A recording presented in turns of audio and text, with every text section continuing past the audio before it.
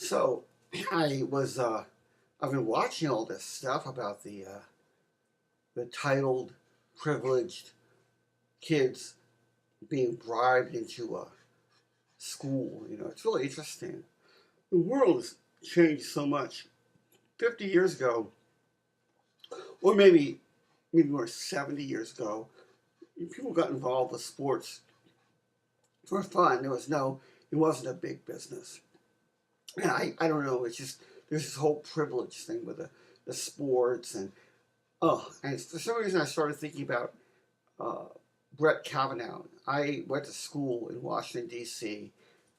close to where Brett Kavanaugh went to school. He went to Georgetown Prep, and I went to a public high school. And there was a lot of drinking culture there, and but yes, they worship the athletes. And when Brett Kavanaugh talked about, I did all this stuff. Really say, I did my service projects, and I was nice to my friends, and blah blah.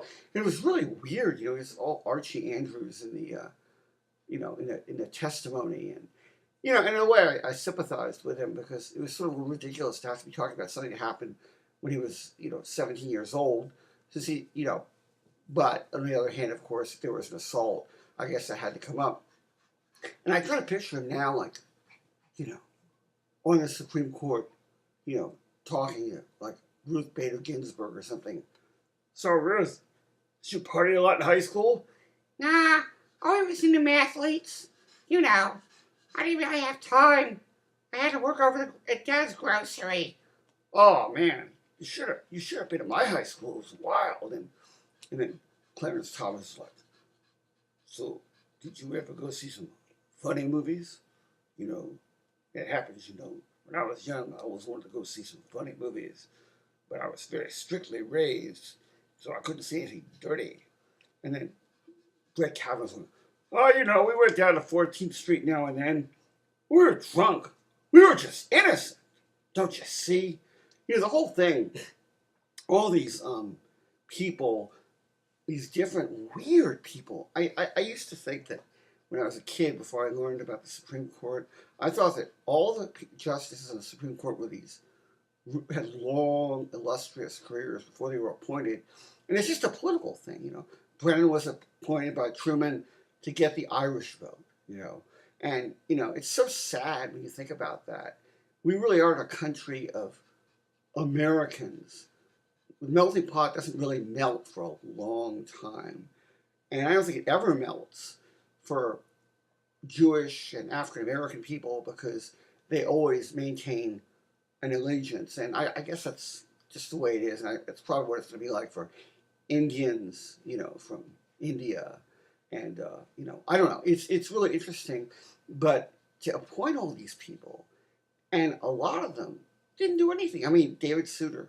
David Souter was just a weird little guy who probably was like a magistrate or something.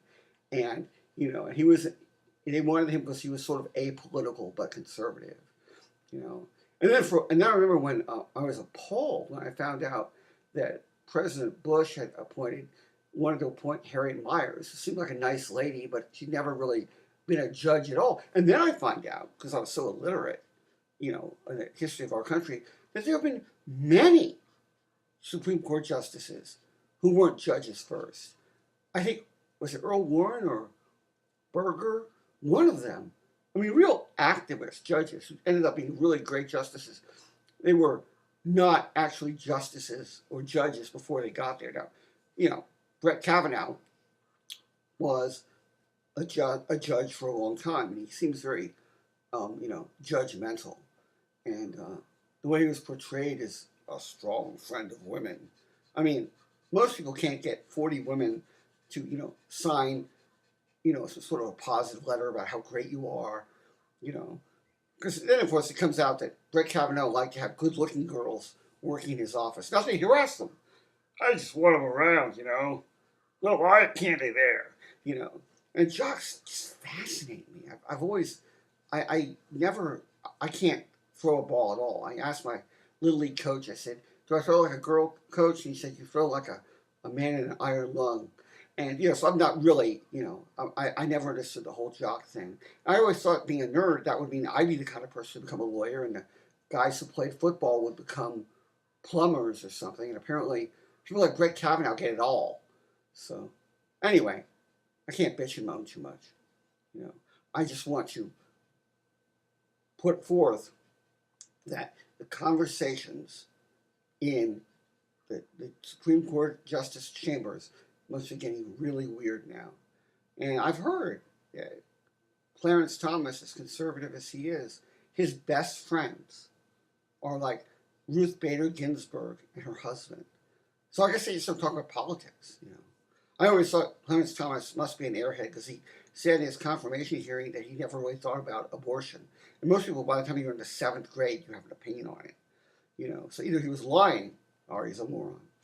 And there it is, your word from the nerd.